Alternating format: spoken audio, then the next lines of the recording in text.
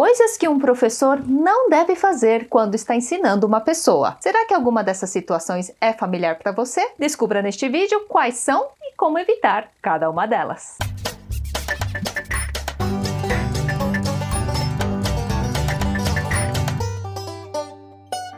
Todo estudante já deve ter passado um momento na mão de um professor ou professora que tem um desses dois comportamentos no momento de ensinar. E eu vou mostrar caso a caso do porquê disso não dar certo em termos de aprendizagem e também vou mostrar uma alternativa de como melhorar esse modo de ensinar. Então vamos lá! O primeiro é o professor sabe tudo.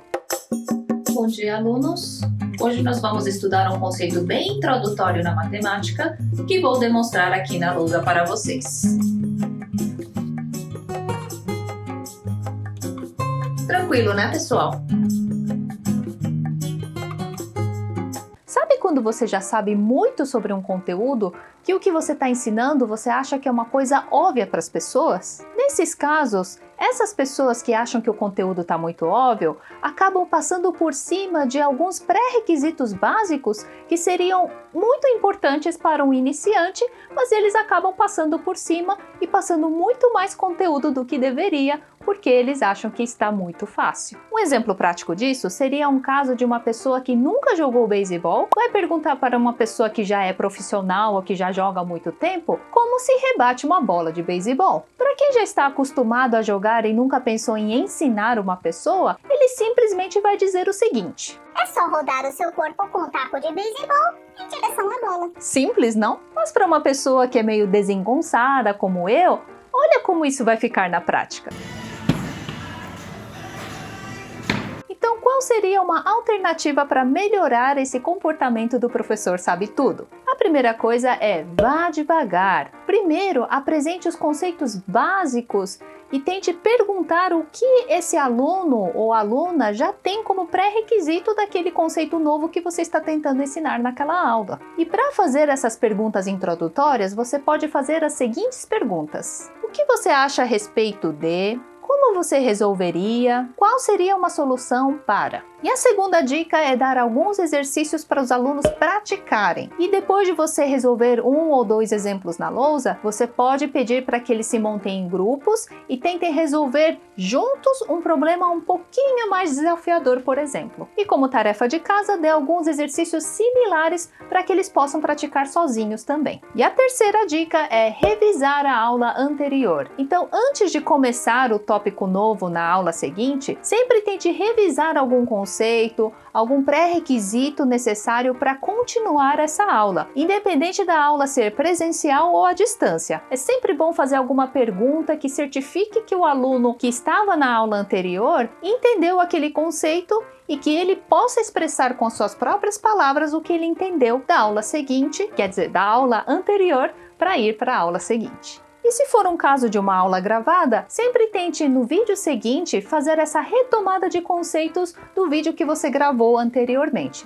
Isso também é importante para que o aluno force a revisitar conhecimentos, sabendo que aquilo é um pré-requisito essencial para entender a aula seguinte. E agora vamos para o próximo exemplo de professor, que é o professor Topázio. Pessoal, vamos lá. Então eu quero saber se vocês entenderam a aula anterior, tá? Então vamos revisar. Quem descobriu o Brasil? Foi Pedro Álvares Cabral. Isso, muito bem. Agora vamos ver se vocês sabem resolver esta conta. Sim. 5? Isso, muito bem. Então é sinal que vocês entenderam a nossa aula. Bom, e por que esse professor se chama Professor Topázio, ou efeito Topázio? Este é o nome dado pelo educador matemático francês Guy Brusseau para descrever situações entre um professor e o aluno, no qual o professor praticamente dá a resposta certa ou a resposta que ele quer do aluno, induzindo a resposta que ele quer. O problema disso é que o aluno não pensou de fato naquela resposta que ele deu para o professor, pois é o professor que deu essa resposta induzindo e dando dicas que praticamente anularam a capacidade do aluno pensar por conta própria. Seria como dizer, no cinema a gente come pipoca. 3 vezes 2 é... meia dúzia. qual seria a recomendação para evitar o efeito Topázio? Em vez de induzir a resposta que você quer ouvir, tente fazer algumas perguntas que façam com que o aluno tente pensar e construir alguma lógica para dar a resposta certa. Por exemplo, vamos supor que você apresente a conta 3 mais 2 na lousa e ele não entende aquela simbologia do sinal de adição como soma. Então aí você pode fazer, por exemplo, um exemplo concreto, mostrando aqui, ó, eu tenho essas canetas, então vamos supor.